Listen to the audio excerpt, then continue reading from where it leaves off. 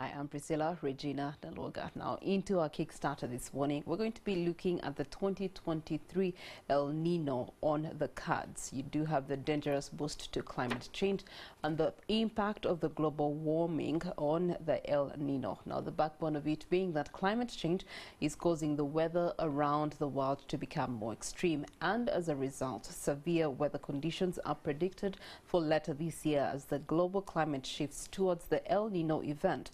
The World Meteorological Organization experts just warned that the El Nino, a natural phenomenon that arises in the Pacific and shapes weather around the world, started up again. So their forecasts, which are a few months ago, indicated that there was a 55% chance that the El Nino would re-emerge in the second half of 2023, having proven to be accurate. But this is bad news, especially if we are preparing for AFCON in a few years. What does this mean for now? Now, because the El Nino poses the danger of a new global temperature change, we're going to be having this discussion in depth, and we have experts to help us understand this.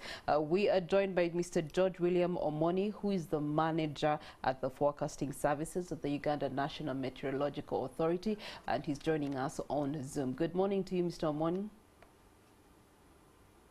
Yes, good morning. How are you? Very good. What do you make of this conversation we're going to be having in light of AFCON coming home to East Africa? Well, thank you so much, NTV, for hosting me on this particular show. Thank you so much for making sure that we utilize this particular moment so that we are in a position to inform the public. Yeah, it's true. I want to start right away from how our rainfall always is driven. There are so many systems which drive our rainfall, both on a short-time interval, long-time interval, and even sometimes like 10 years or 50 years. But what do we need to know? There are system, majorly the oceans. Let me talk about the oceans. That is one of the systems that drive our rainfall on a longer time interval, close to around 3 months and even be for a year. So, Uganda National Meteorological Authority, together with the Met services across the world, are always much interested in knowing the status of our weather, of our ocean, how it is changing. We have 3 major oceans: the Pacific, Indian Ocean, and the Atlantic Oceans. Of the 3, there are 2 which are of key interest. That is the Pacific Ocean and the Indian Ocean. Whenever these 2 oceans are changing, definitely it will result into changes of our rainfall pattern. And these changes can take a period of like 3 to 4 months. Now, I take with the Pacific Oceans.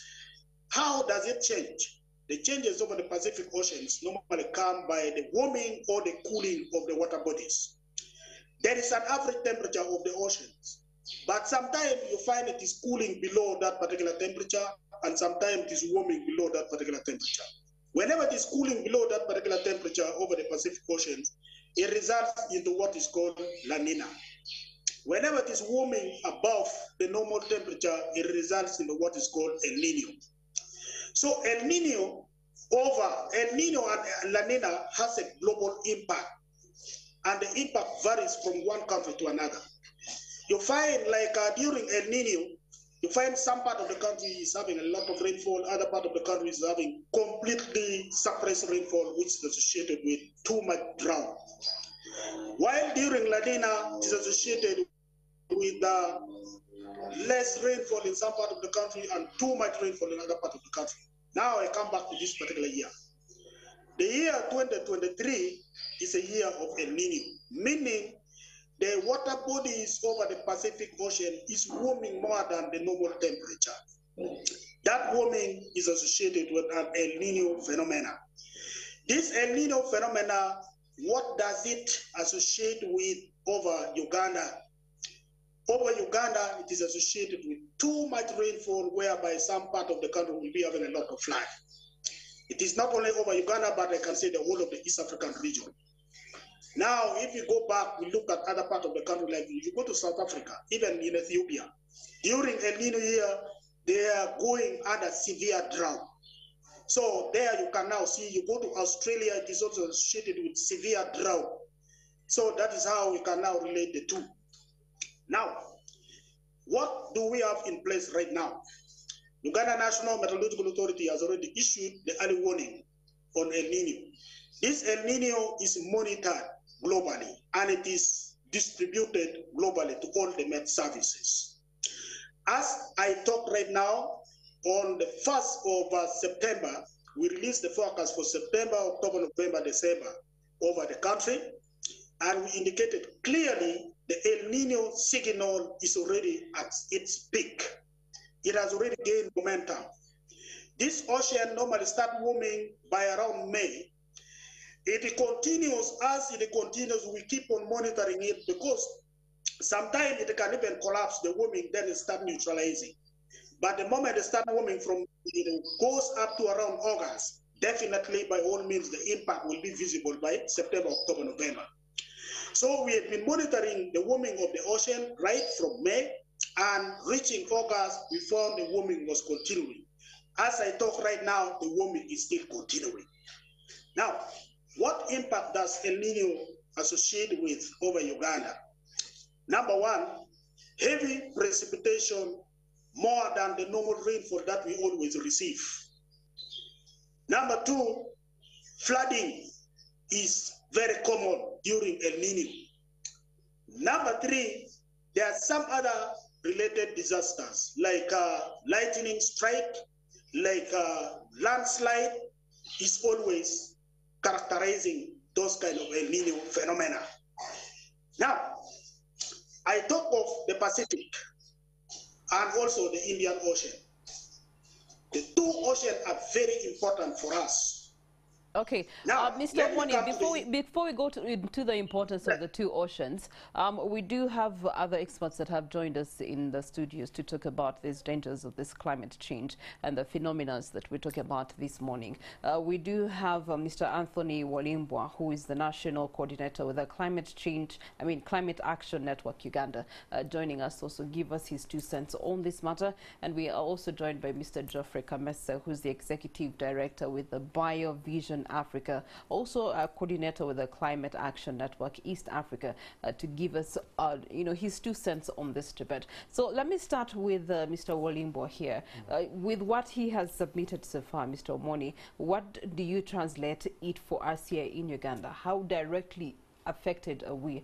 Because he has mentioned something about the signal now being at its peak, which I believe is very dangerous for us as a country. Thanks so much. Good morning, viewers, and thanks NTV for hosting us. And congratulations to the guys at FUFA and the Minister of Education for bringing home the hosting of this very important football event. Straight to the point. Thanks, George, for the science. You provided the very good science around the El Nino, La Nina issues. El Nino, what they used to call it El Nino do Navidad, Christmas boy child. Now, according to what George has explained, now it is real. The El Nino event is taking place. What does it mean for Uganda? It has quite a lot of implications, and I will look at it from which elements are at risk. We have elements in health, the implications on health, the implications on food security, on infrastructure, on water and sanitation. We have implications on education, and most of the what called the vulnerable sectors. Because now as it is, it means that each of those is going to have an impact. Disasters are going to increase. George has already pointed out there's going to be enhanced rainfall around the East African region, and particularly for Uganda is mentioned that we are likely to have quite a lot of flooding. And when flooding comes, you have the first impacts. Normally, the flooding, you will get it in health and disasters. If it's health, you have increased waterborne diseases, increased pests like mosquitoes and disease vectors like mosquito infestation in most of the areas. Then you have the usual impacts we talk about here in the highlands, the Mount Elgon, Rwenzori, those are associated with the landslides and the floods. Then you have in northern Uganda, you're also going to have quite a lot of flooding, especially in the Aswa, water catchment areas. And also you come down to Soroti, Teso region, you're going to have quite a lot of those impacts. So if you get to the road sector, already we're in a dire situation, especially like in Kampala, you are going to have more potholes, let me put it like that. So Kampala and most of the urban areas, the road infrastructure is likely to be severely impacted. Already it is in a sorry state, very vulnerable. Now, what El Nino brings is that we may not even have roads in some areas of the city. Yeah, so there's going to be quite a lot of challenges associated with what George has just presented. Yeah. Let me turn to Mr. Kamese. In regards to the East African region, how stretched out is this impact? Yeah, I think it is stretched out to cover most of the countries within the region. And the impacts that Uganda will be feeling are almost similar to the impacts that countries like Kenya, like Tanzania, like Rwanda, Burundi, and so on will be getting. And I think, like Anthony has put it, a lot of infrastructure will be affected. And already, I think, taking it from our own home here, just last week, we saw what kind of impact it would have. And this is something that will happen in most of the countries. And it needs really real planning, real thinking, and we see how best we move forward. But also on the farmers' side, I think the farmers now need to be very careful with the kind of crops that they think of planting, so that the heavy rain does not affect their crops. So it comes with it with a number of challenges. Of course, health, like Anthony has said, the road infrastructure. Like in Kampala here, I think our roads are not compliant to some of these changes, and it becomes a bit tricky for our city leaders, because it puts on them more demand for improved services. I think that is the beginning point of it all. And this is, according to the meteorologists, the phenomenon is supposed to go on from now up to December.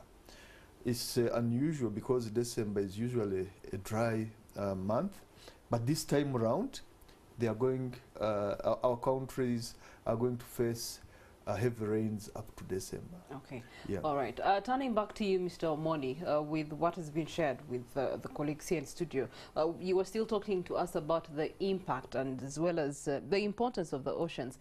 Even though these phenomena are coming through, what is the importance of the oceans? For example, the Pacific Ocean. What is its role in order to counter this? Okay, thank you so much. I had been talking about the Pacific Oceans.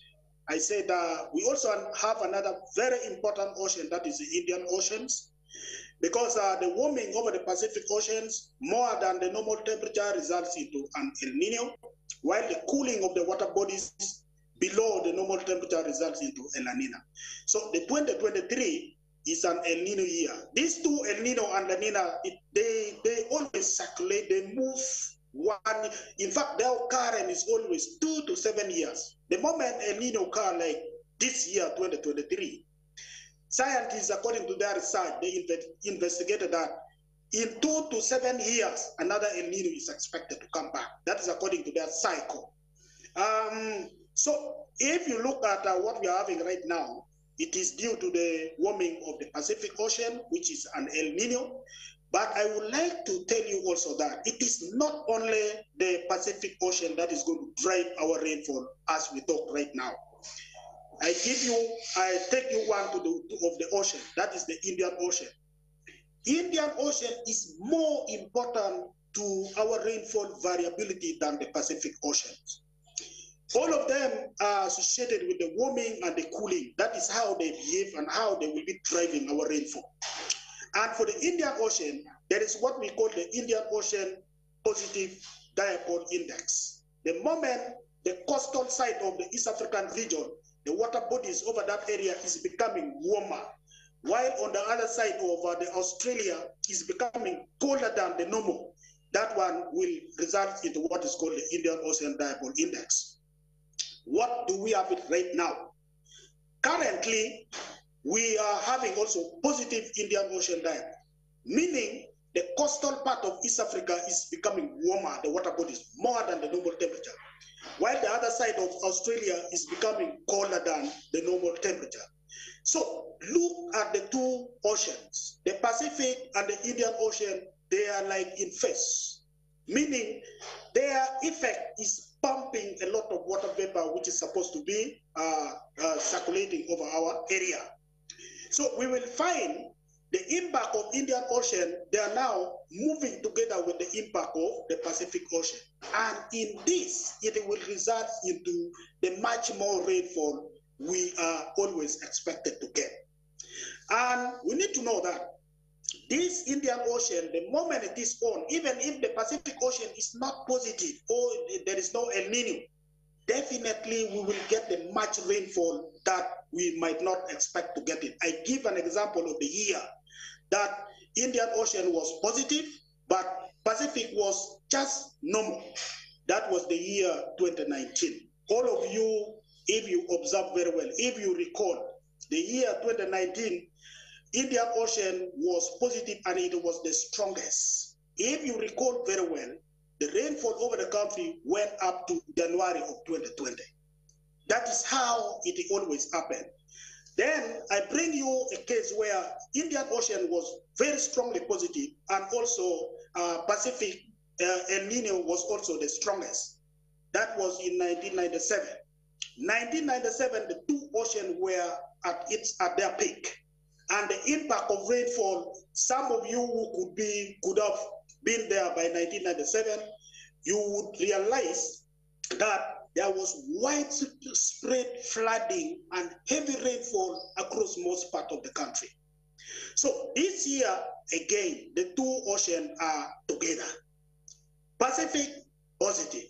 Indian Ocean, positive. But the strength of the two is not comparable to the 1997, but they are very strong, meaning the kind of rainfall that we are going to get during this period of September, October, November to December will be due to the impact of the two oceans. And these two oceans will drive our rainfall, and in that, we might find that the dry period, that is December, January, and February, might be shortened. How will it be shortened?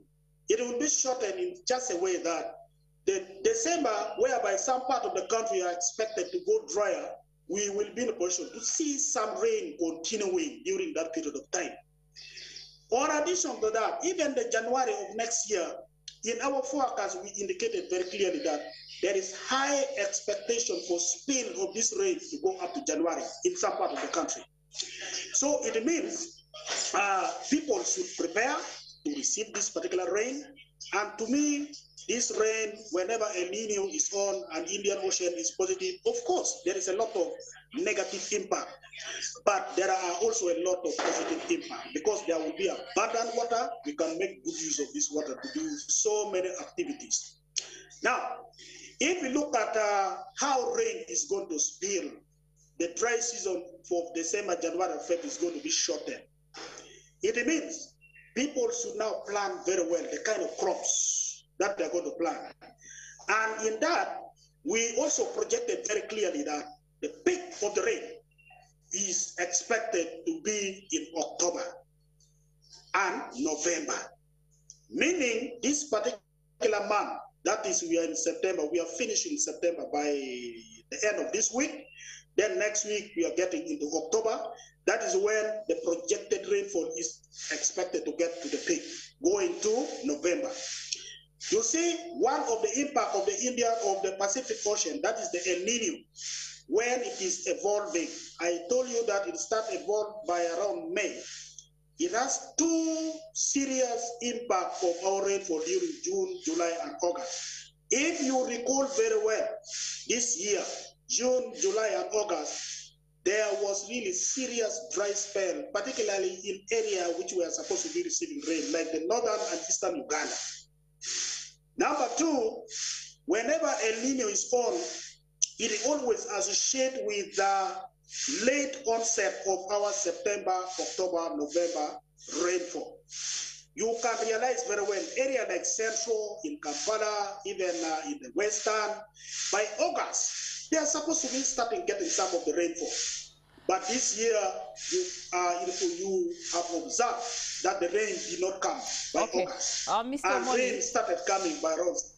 Mr. Omony, we're going to be taking a short break, then we're going to be returning with a better explanation, because while we have bended this discussion initially towards the negative impact, you have preempted us to look on the side of the positive side of this El Nino and La Nina. So we're going to be taking a short break, and then when we return, we want to see how best we as a country can actually harvest from this phenomena.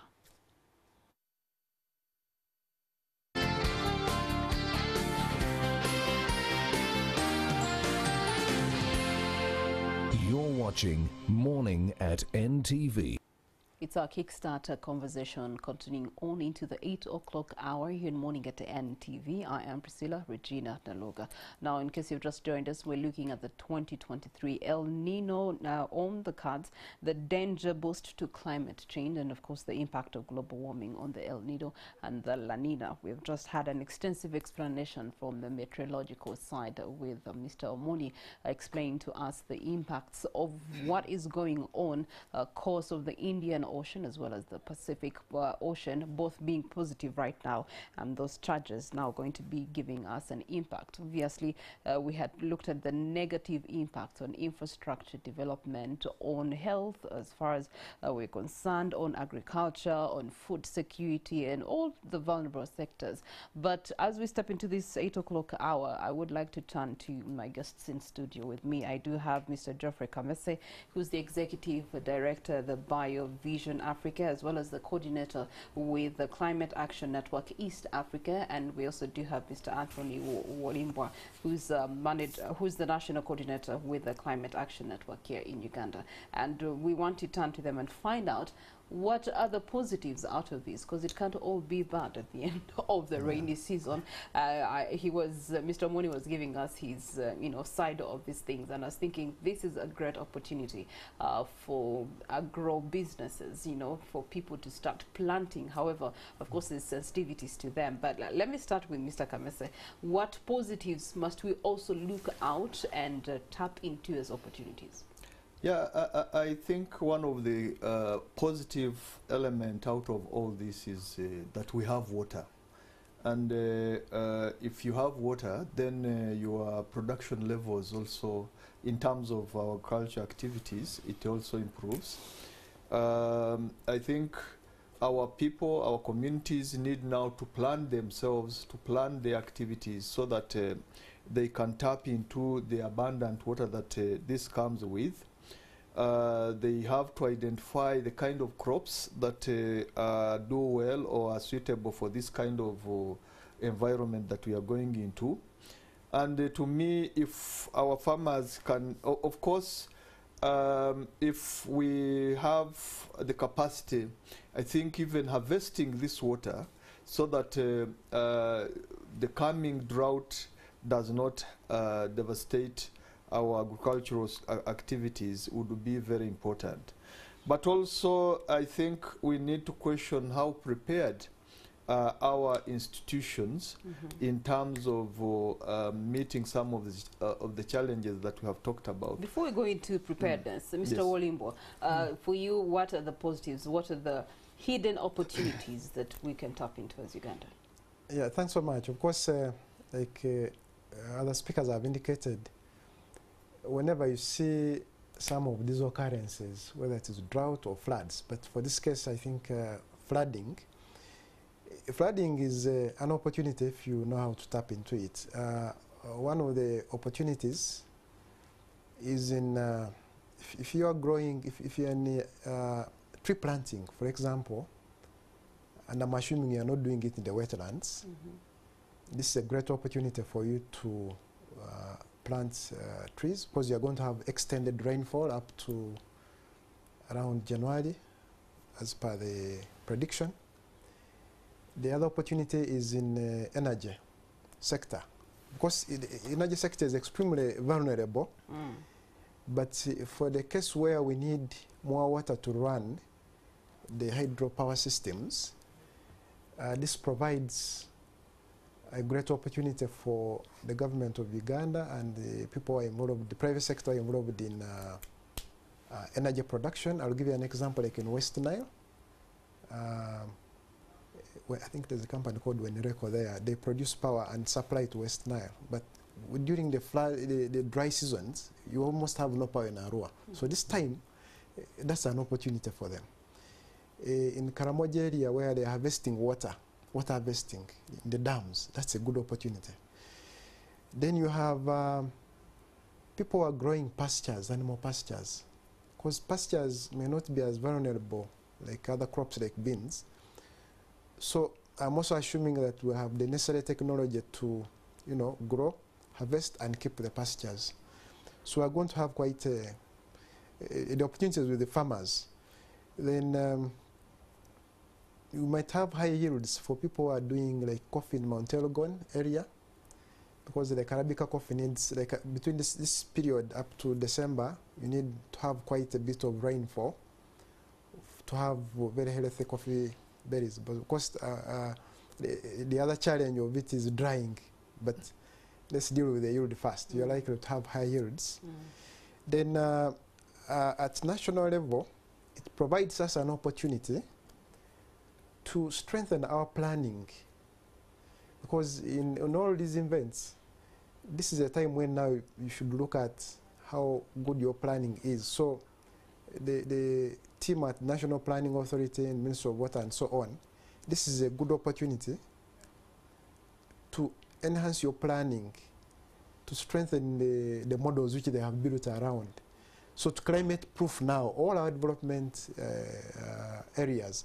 So because now this season will show you exactly what needs to be done, what can be adjusted in road design, what can be adjusted in energy, what can be adjusted. So there's quite a lot of opportunity. Even areas which have been food insecure, there's also likely to be enhanced yields for food. Of course, also on the assumption that you may not have disastrous weather, either in hailstorms or these rainstorms. There are places which may have been in the past, which may have had little food, but now this is an opportunity. But of course, most of the areas may have a bit of challenges in food production because of too much rain. Like if you are growing beans, it's a challenge.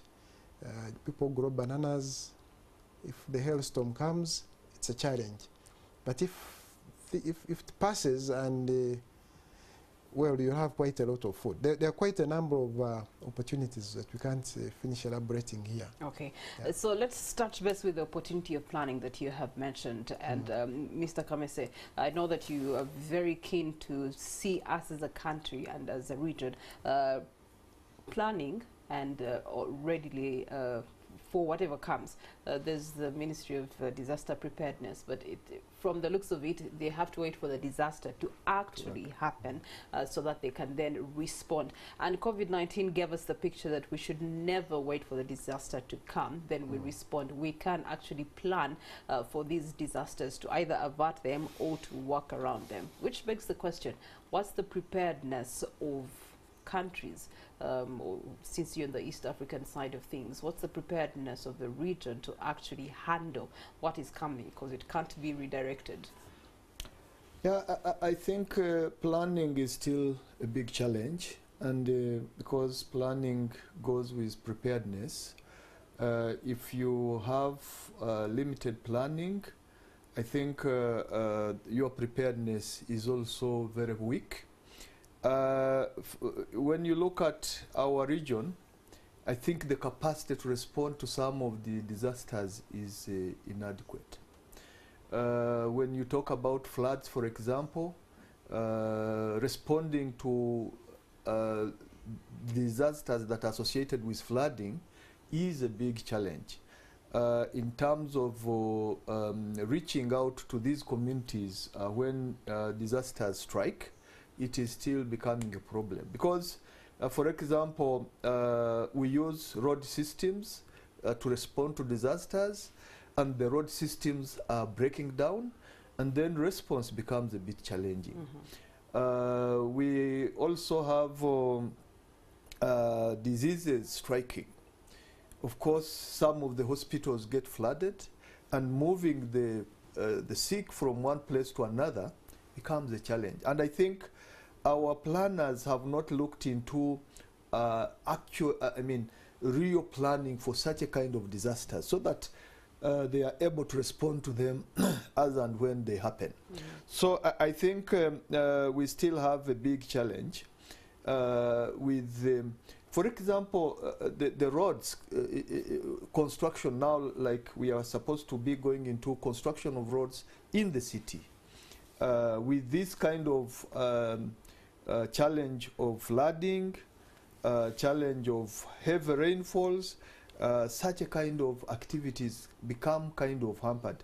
So I think our countries are not yet well equipped to respond to such a kind of challenges.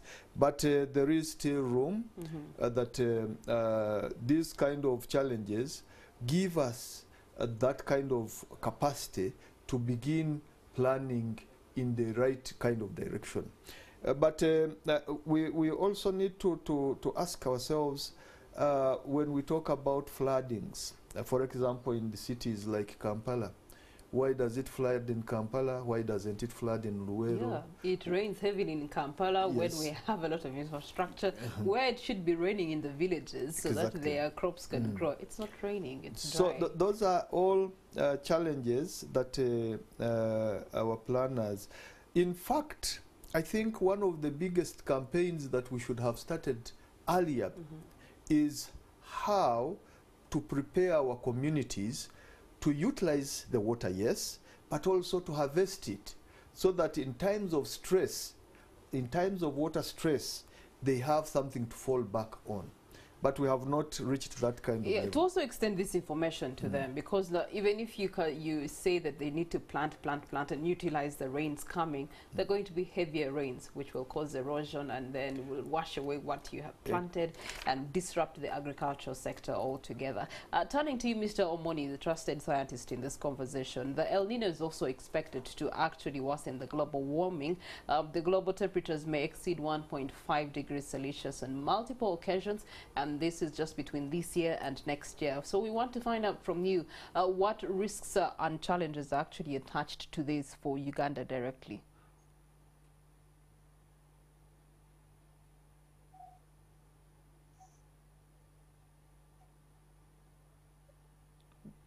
Mr. Omony, are you with us? I beg your pardon again, sorry. We wanted to find out whether El Nino expected to worsen global warming. You're looking at the global temperatures possibly exceeding 1.5 degrees Celsius between this year and next year. We want to find out from your expertise, what are the risks, what are the direct challenges to us as Uganda? Well, El Nino itself, it is a natural phenomenon which had been happening many years ago, more than 50, 60 years ago. And looking at how it had been happening, meaning, because some people try to tag it to the climate change. Now, for us to bring in the aspect of the climate change, we always look at the frequency. Because in the past, it had been happening, but at least it happened once in a time. But looking at the current, the frequency is becoming more. So if it is happening like after 2, 3 years or after every 5 years, then there is a close linkages to the climate change onto that. Of course, looking at the global warming, global warming phenomena happens because of the so many activities which is happening. And the warming of the ocean, looking at how the water bodies is warming, definitely the global warming is also playing a role. Because this global warming impact on the change of the climate. As I say, the impact of this global warming on the warming of the ocean will result into increased frequency of warming of the Pacific Ocean time after time. There at the end, we can now talk of this current of an El Nino. It is closely associated with the global warming because the temperature of the globe is becoming warmer. Then at the end, you find out the surface of the ocean become even warming. It becomes warmer time after time, which results into this El Nino phenomena. Of course, looking at this, it doesn't mean that it is only the global warming which is associated with the El Nino phenomena. There are so many other factors which results into El Nino phenomena. But scientists have not zeroed onto one as the main causes. There are several causes. Some of the causes are the wind which prevail over the what? Over the globe. Because this wind, sometimes they swept the warmer part of the top surface of the water. Then, and that particular top surface of the water, when it is already warm, then they go and pile it in one place. So, like for how the Pacific Ocean gets warmer, because the water over the western part of the Pacific Ocean is always warm, while in the eastern part of the Pacific Ocean is always cold. Now, whenever this wind is blowing and it tends to sweep this surface water from the western going to the eastern, it means that the warming of the Pacific Ocean area spread. So the spread, if it is sustained over a longer period of time, it results into what is called El Nino.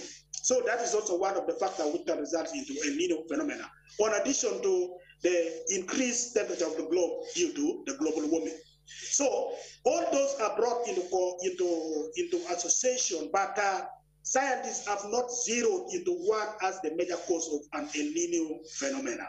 Thank you. To Mr. Wolimbwa here. First of all, the scientist has given us something that is true and it's factual based. We must embrace it, but there seems to be minimal trust in what the scientists observe and then share for the rest of the country to make the informed decision. Now, from where you sit, how can we build trust for these scientists and what they do to actually be embedded in the decisions that are being made by our leaders? And also, how do we enhance their communication and share it across the public to whoever? Because at the end of the day, it affects everyone. Yeah.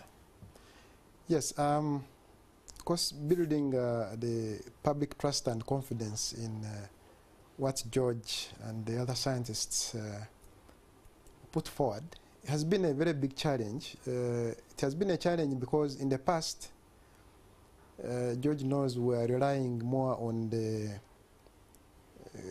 colleagues at Nairobi, the Meteorology Center, to do our forecasts. Uganda didn't have enough technology in terms of the infrastructure, the radar system and so on.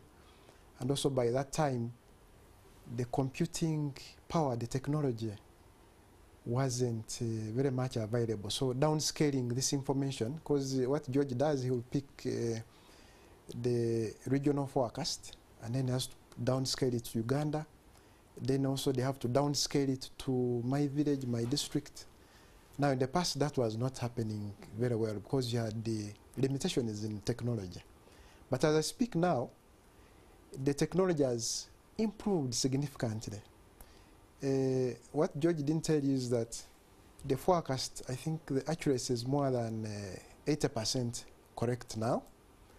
Of course, the other 20%, he has explained, like in the region here, the climate is, the weather system is quite volatile. You have the Congo Basin affecting, you have the Indian Ocean affecting, as he has explained, and there are other inherent factors. So, to enhance the public confidence, one, we need to have more of this scientific information, the weather forecast for our case, broken down into very easy language to understand. I know the UNMA people have tried, of course with our support, to, like, first of all, to translate the forecasts into local languages. And the government, I think, has been very effective in ensuring that most of the media houses communicate this information to the public.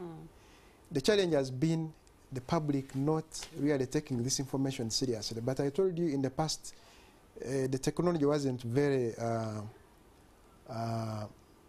good, but now it has improved. The accuracy has gone up. So what now needs to be done is now to have more regular interaction like now we are having. I am glad to NTV, you've been at the forefront of this, to bring these scientists at the forefront, to bring policymakers at the forefront, to bring people like us who are in the private sector or the non-state actors at the forefront to explain these issues to the public in a language that they're able to understand. In other words, to put it down to the local level. So investments in communication is very key from the government and the other stakeholders. All right, Mr. Kamese, as we wind up this conversation, let's talk about the financing end of it and the contingency plans that you would recommend to government, to policymakers, to authorities to be able to prepare for what is coming. Yeah, I think the financing is one of those most important aspects of addressing the challenges that we are going to face. I think given that we have real and very compelling evidence that it is going to rain and it's most likely going to flood, I think the Ministry of Disaster Preparedness, I think it should be really given more support so that it can respond to the expected disasters, because rainfall coming, like it happened in 1997, all roads almost broke down, and I think we need to see more and more road equipment in place so that they can be able to construct the damages that may happen, but also investing into health, because a lot of health challenges are going to happen.